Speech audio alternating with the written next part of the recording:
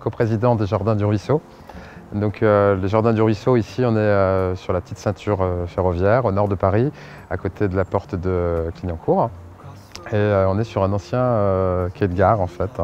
Ici, c'était un endroit qui était abandonné, qui s'était transformé un peu en dépotoir à ciel ouvert. Et la genèse de ces jardins, en fait, ce sont les riverains qui se sont réunis en collectif, qui en avaient marre de voir un dépotoir dans leur quartier, sous leurs fenêtres. Donc, de leur initiative, ils ont décidé de nettoyer le lieu et de le transformer en jardin.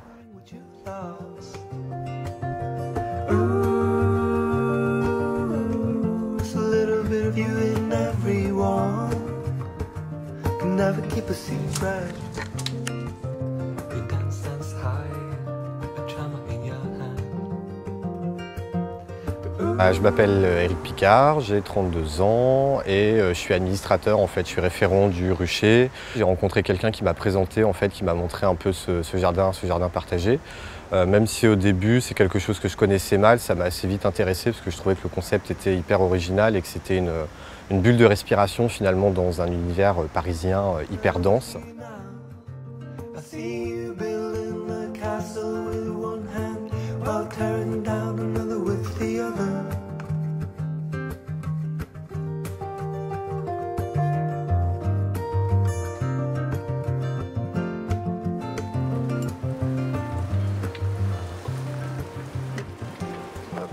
Donc en fait, les jardins partagés, ça a connu un véritable engouement depuis quelques années. Je crois qu'il y en a plus de 60 dans Paris.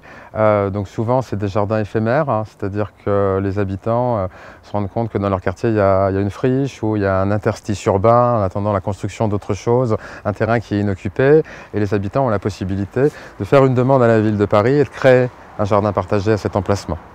Ça répond à un vrai besoin. Paris, c'est une ville qui est magnifique en termes d'architecture, mais c'est une ville qui est très très minérale, mais dans laquelle il y a un vrai manque d'espace vert. C'est-à-dire que les urbains ont besoin de ce contact avec le végétal, avec la nature, et je pense que c'est une des raisons à ce succès en fait.